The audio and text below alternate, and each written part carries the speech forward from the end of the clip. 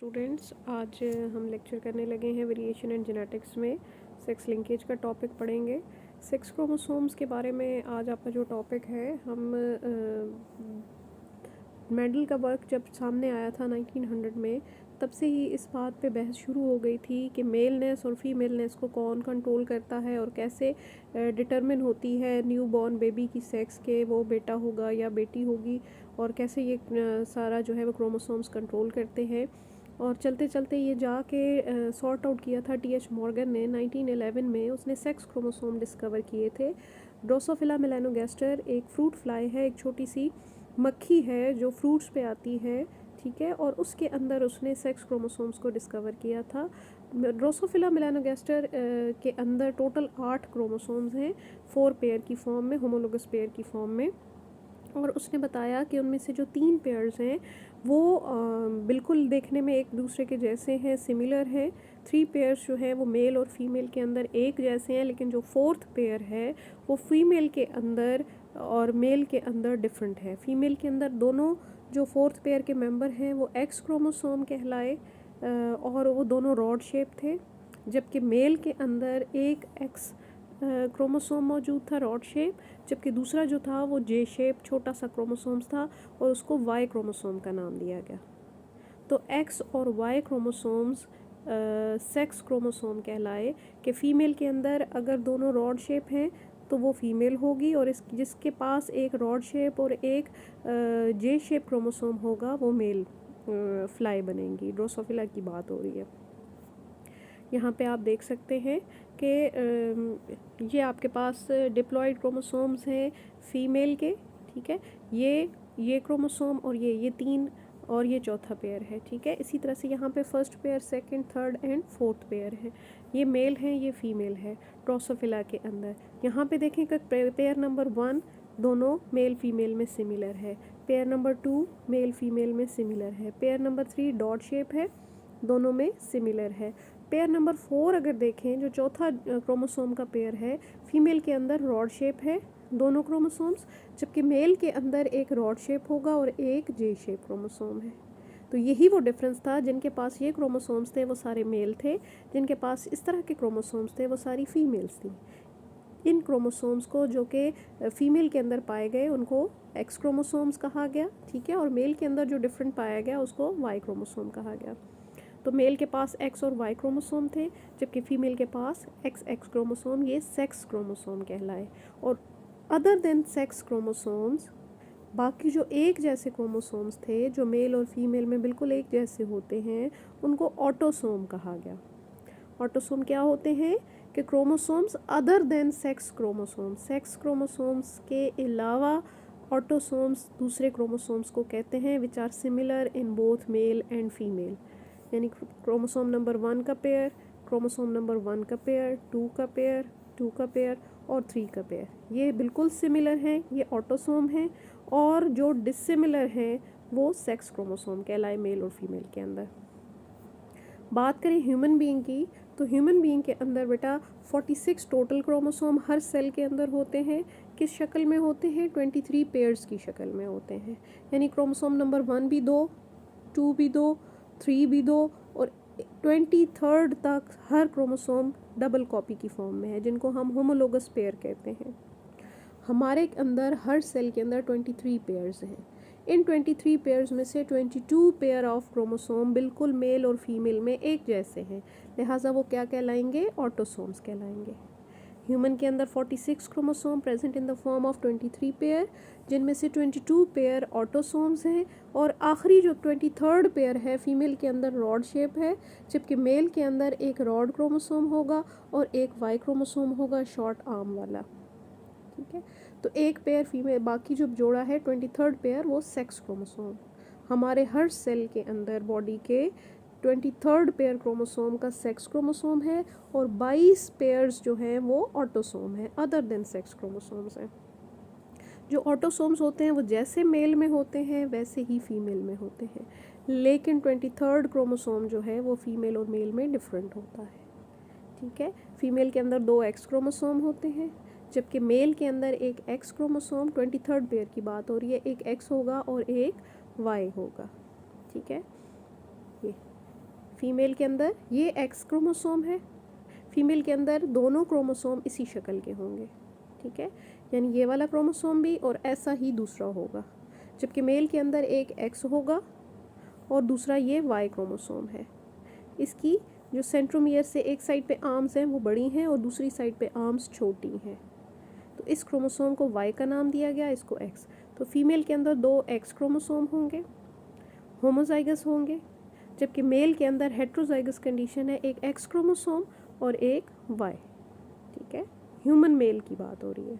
अब Y chromosome के ऊपर जो शॉर्ट आर्म है, ठीक है, ये इसकी आर्म्स कहलाती हैं, ये क्रोमाटिड्स हैं जो सेंट्रोमियर से जुड़े हुए हैं एक क्रोमोसोम के, ये एक क्रोमाटिड है, ये इसका सिस्टर क्रोमाटिड है और ये इसकी आर्म्स कहलाती हैं। तो इसकी एक तरफ तो लॉन्ग आर्म्स हैं सेंट्रोमियर की, दूसरी तरफ शॉर्ट आर्म है। ये जो शॉर्ट आर्म है इस पर एक स्पेसिफिक जीन होता है, sex determining region of Y, ये सिर्फ वाई क्रोमोसोम पे जीन होता है। ये जीन होगा तो मेलनेस होगी, ये जीन नहीं होगा तो मेलनेस नहीं होगी। तो sex determining region is present on the Y chromosome, और वाई क्रोमोसोम होगा तो मेल होगा, वाई क्रोमोसोम नहीं है तो दोनों एक्स क्रोमोसोम है, और अगर एक एक्स भी है वाई क्रोमोसोम नहीं है तो उसकी भी अपीयरेंस फीमेल की ही होगी। अब आ जाएं, कुछ ऐसे एनिमल्स हैं जिनमें ये एक्स और वाई वाला चक्कर नहीं है, उनके अंदर sex determination number of chromosome से होती है, ये थोड़ा डिफरेंट है, इसको एक्स नॉट सिस्टम कहते हैं। जो पिछला आपने ड्रोसोफिला में और ह्यूमन में पढ़ा है ये एक्स वाई सिस्टम कहलाता है सेक्स डिटर्मिनेशन का, ठीक है। और कुछ इंसेक्ट्स ऐसे हैं जैसे कि ये आपको ग्रॉस हॉपर नज़र आ रहा है, इनके अंदर नंबर ऑफ क्रोमोसोम डिफरेंट होता है मेल और फीमेल के अंदर। फीमेल के अंदर 24 क्रोमोसोम्स होते हैं, जबकि मेल के अंदर 23 क्रोमोसोम्स, एक क्रोमोसोम ही मिसिंग है, ठीक है। अब 24 क्रोमोसोम किस शक्ल में होंगे, 12 पेयर्स होंगे, 12 जोड़े होंगे होमोलोगस क्रोमोसोम के। उन 12 में से 11 पेयर ऑटोसोम है और जो 12वां जोड़ा है फीमेल के अंदर दोनों एक्स क्रोमोसोम होते हैं। यहाँ पे आपको फीमेल के अंदर दोनों एक्स क्रोमोसोम नज़र आ रहे हैं, जिसके पास 11 पेयर ऑटोसोम के और 1 पेयर एक्स क्रोमोसोम का होगा। ग्रॉस हॉपर की बात हो रही है तो वो फीमेल ग्रॉस हॉपर होगी। मेल के पास क्या होता है, 23 क्रोमोसोम है, जिनमें से 11 पेयर तो ऑटोसोम है, जैसे इसके पास थे वैसे ही मेल के पास है, लेकिन जो 12th पेयर है उसमें सिर्फ एक एक्स क्रोमोसोम है, कोई वाई शाई भी नहीं है, दूसरा एक्स भी नहीं है, जस्ट 1 एक्स, ठीक है, एक क्रोमोसोम मिसिंग है। तो जिस इंसेक्ट के अंदर एक क्रोमोसोम मिसिंग हो और वो मेल हो, ठीक है, तो ये सिस्टम कहलाता है x not sex determination system. ये ग्रॉस हॉपर्स वगैरह में हमें मिलता है, ठीक है। तो फीमेल में 24 क्रोमोसोम्स, मेल के अंदर 23 क्रोमोसोम्स, 11 ऑटोसोम्स।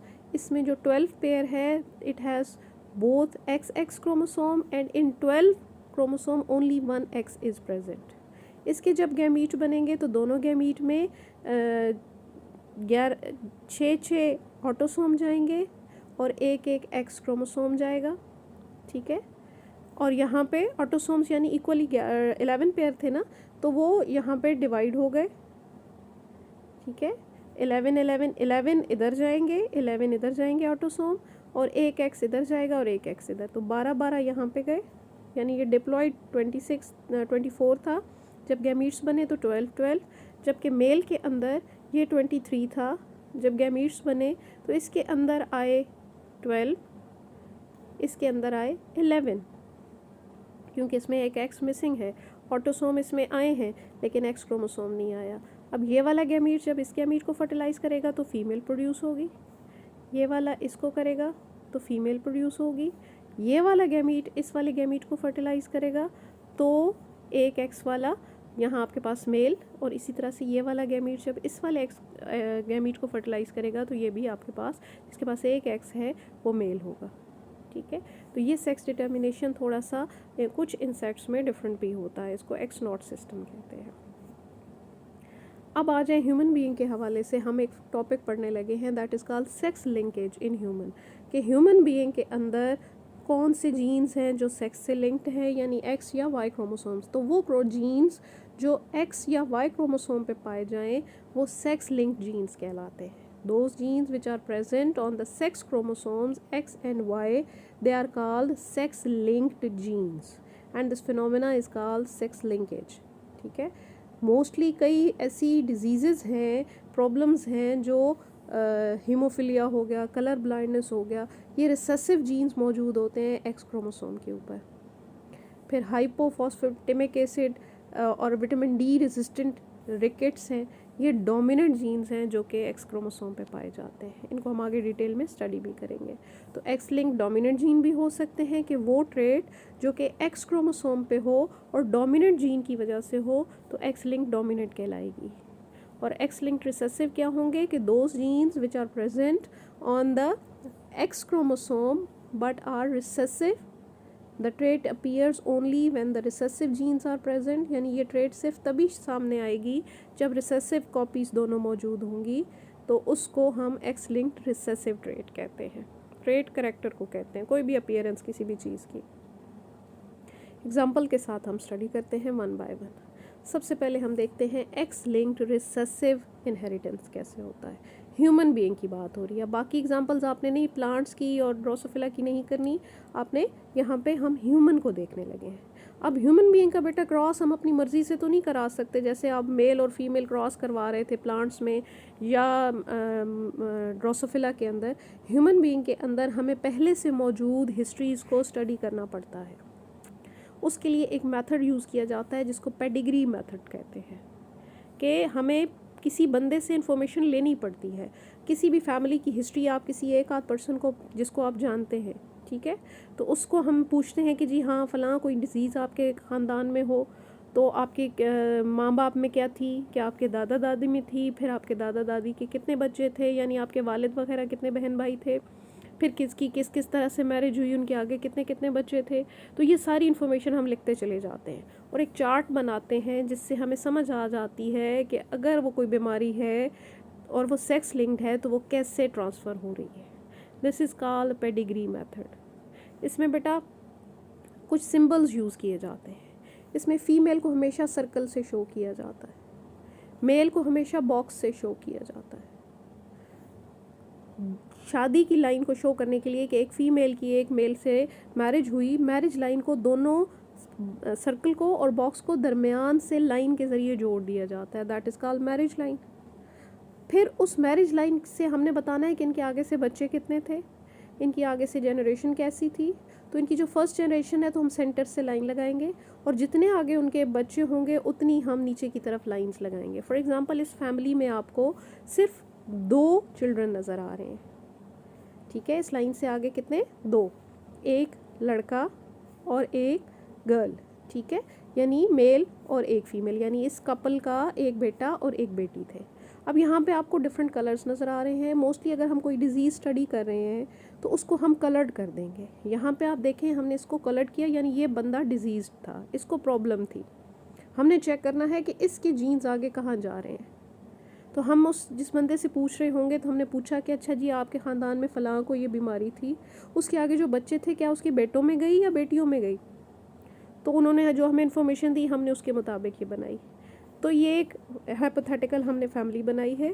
यहाँ पे फ़ीमेल और मेल की मैरिज हुई। मेल जो था उसको प्रॉब्लम, फॉर एग्जांपल यहाँ हीमोफिलिया कह रहे हैं कि स्मॉल h लिखा हुआ है। हीमोफिलिया ब्लड रिलेटेड डिजीज़ है, रिसेसिव ट्रेट है, आगे हम डिटेल में भी पढ़ेंगे, ठीक है। तो इसको स्मॉल h एक्स क्रोमोसोम के ऊपर मौजूद है, XY मेल होता है, XX फीमेल। इसकी फ़ीमेल बिल्कुल नॉर्मल थी, डोमिनेंट जीन है तो नॉर्मल है, क्योंकि ये रिसेसिव ट्रेट है, हमेशा स्मॉल फॉर्म में एक्सप्रेस करेगी। मेल के पास चूँकि दूसरी कॉपी है ही नहीं तो सिंगल कॉपी भी रिसेसिव की एक्सप्रेस कर जाएगी, ठीक है। तो यहाँ मेल के पास जैसे ही स्मॉल h आया x के ऊपर, दूसरी कॉपी थी ही नहीं सामने उसको मास्क करने के लिए, तो ये एक्सप्रेस कर गया, ये हीमोफिलिक था। इसकी शादी हुई नॉर्मल लेडी से, इनके आगे से सिर्फ 2 बच्चे थे। बेटा बिल्कुल नॉर्मल होगा क्योंकि एक्स मेल जब अपना क्रोमोसोम ट्रांसफ़र करता है तो बेटा फादर से हमेशा बेटे को वाई क्रोमोसोम मिलता है, तो वाई क्रोमोसोम तो नॉर्मल था, तो सन तो नॉर्मल हो और माँ वैसे ही नॉर्मल थी, तो बेटे का जो जेनेटिक मेकअप होगा ये वाला एक्स और ये वाला वाई, तो ये नॉर्मल होगा। जबकि बेटी को ये एक्स नॉर्मल मिला और ये एक्स हीमोफिलिक मिला, तो बेटी कैरियर हो गई। बाज़ औक़ात कुछ डिजीज़ेज़ किसी इंडिविजुअल में अपीयर नहीं होती, उसके जीन्स में मौजूद होती हैं लेकिन रिसेसिव होने की वजह से अपीयर नहीं होती। ऐसे इंडिविजुअल्स को कैरियर कहा जाता है। अक्सर फीमेल कैरियर होती हैं। एक्स लिंक्ड रिसेसिव ट्रेट ज़्यादातर मेल्स में अपीयर हो जाती है क्योंकि उनमें सिंगल कॉपी भी एक्सप्रेस कर रही थी। फीमेल में एक्सप्रेस करने के लिए स्मॉल एच की 2 कॉपीज़ होनी ज़रूरी है। ठीक है, तो ये कैरियर लेडी थी, इसकी शादी हुई एक फॉर एग्ज़ाम्पल नॉर्मल, यहाँ पे नॉर्मल इंडिविजुअल है, नॉट हीमोफिलिक, यहाँ मिस्टेकनली रेड किया है, इसको आप सिंपल कलर देंगे, ये नॉर्मल मैन है। ठीक है, कैपिटल एच है। इनके आगे से 1 2 3 4 बच्चे थे। ये देखें, इसको ये वाला एक्स मिला, ये वाला एक्स मिला, नॉर्मल फीमेल, सर्कल है तो फीमेल। इसको ये वाला एक्स मिला, फादर नॉर्मल था, दूसरा एक्स मिला, कैरियर फीमेल, बज़ाहिर नॉर्मल है लेकिन कैरियर है, ये आगे अगली नस्लों में ट्रांसफ़र कर सकती है। थर्ड बेटा था, ये वाला एक्स आया, सॉरी इधर से वाई आया और इधर से नॉर्मल एक्स आया, नॉर्मल बेटा। और ये चौथा चांसेस थे, चौथा जो बेटा था वो हीमोफिलिक था क्योंकि उसको मदर से जो एक्स मिला स्मॉल एच वाला आ गया और फादर से वाई आया, और स्मॉल एच मेल में सिंगल कॉपी में भी एक्सप्रेस कर जाता है, तो ये हीमोफिलिक हो गया। तो ये एक आपको पेडिग्री के ज़रिए समझाने की कोशिश की गई है कि एक्स लिंक्ड ट्रेट रिसेसिव हो तो कैसे ट्रांसफ़र होती है। एक्स लिंक्ड रिसेसिव ट्रेट बेटा हमेशा कभी भी फादर से सन को नहीं जाएगी, फादर से हमेशा डॉटर को जाएगी और डॉटर से सन को जाएगी, देन डॉटर को जाएगी, देन, तो ये एक जिग जैग पैटर्न है। ठीक है, transfer of X linked recessive trait is a zigzag, father to daughter, then son, then daughter, then son, तो इस तरह से ये ट्रांसफ़र होती हैं। अब यहाँ पे हीमोफिलिया जो मैंने अभी आपको समझाया है कि हीमोफिलिया को हम देख लेते हैं। ये हीमोफिलिया एक बीमारी है, एक्स लिंक्ड रिसेसिव ट्रेट है, यानी इसके जीन्स एक्स क्रोमोसोम पे होते हैं। हीमोफिलिक जो लोग होते हैं इनका ब्लड के अंदर ब्लड क्लॉटिंग प्रोटीन नहीं होती, जिसकी वजह से उनको माइनर सा कट भी लगता है तो ब्लीडिंग से उनकी डेथ हो सकती है, यानी उनका ब्लड क्लॉट नहीं होता, अगर उनको कट लग जाए तो खून बहता रहता है, रुकता नहीं है। हेरिडिटी डिजीज़ है, सीरियस इसलिए है कि माइनर कट से भी ब्लीड होते होते फाइनली इनकी डेथ हो सकती है। ऐसे लोग सर्वाइव भी करते हैं और फिर उनको बहुत एहतियात की लाइफ गुजारनी पड़ती है, शादी भी होती है, उनके बच्चे भी होते हैं, लेकिन बहुत एक समझ लें कि रिस्की लाइफ गुजारते हैं वो। इसकी 3 टाइप्स हैं, A B and C haemophilia की। इसमें से जो टाइप ए और बी है ये एक्स लिंक्ड जीन्स हैं, जबकि जो सी टाइप है ये ऑटोसोमल है, ये मेल फीमेल में इक्वली हो सकती है। सबसे ज़्यादा ए और बी जो हीमोफिलिया है वो कॉमन है। ए सबसे ज़्यादा कॉमन है, 80% चांसेस होते हैं, बी जो है उससे कम, और सी उस सबसे कम 1% जो होते हैं वो हीमोफिलिया सी होता है।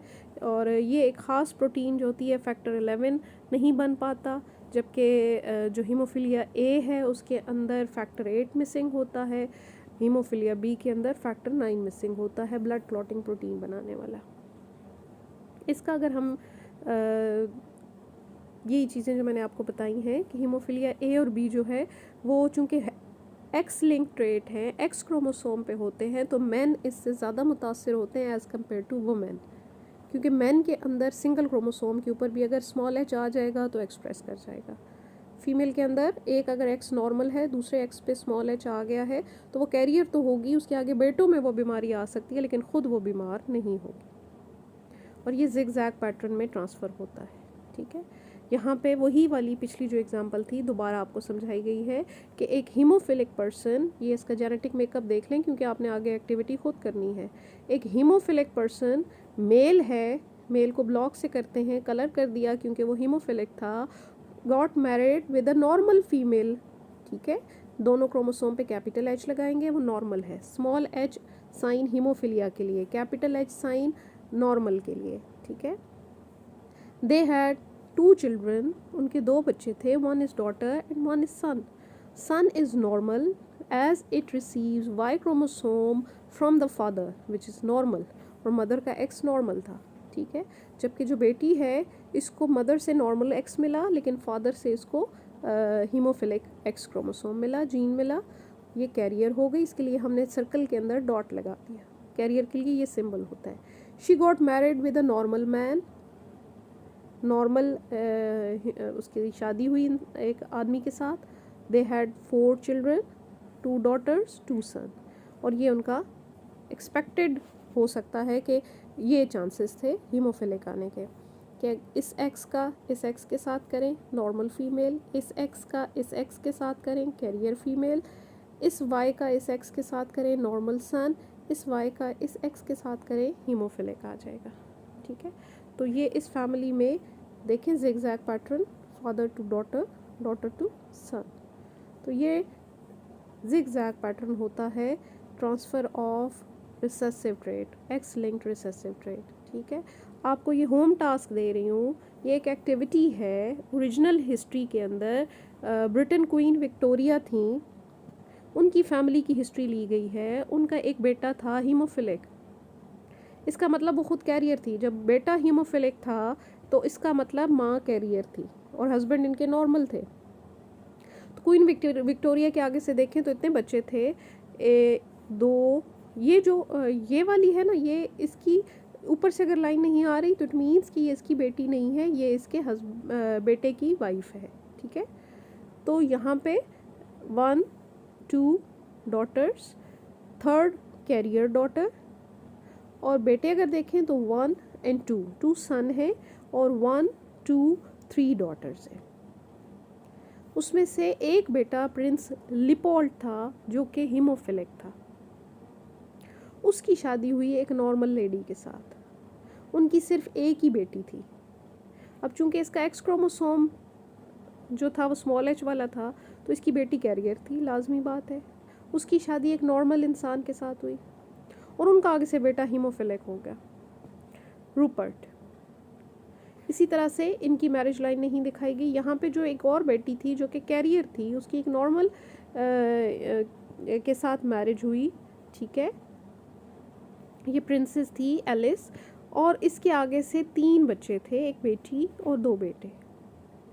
अब चूंकि ये कैरियर है तो इसका एक क्रोमोसोम एक्स वाला कैपिटल एच और दूसरा एक्स वाला स्मॉल एच है, जबकि फादर का एक एक्स वाला कैपिटल एच के साथ और दूसरा वाई क्रोमोसोम।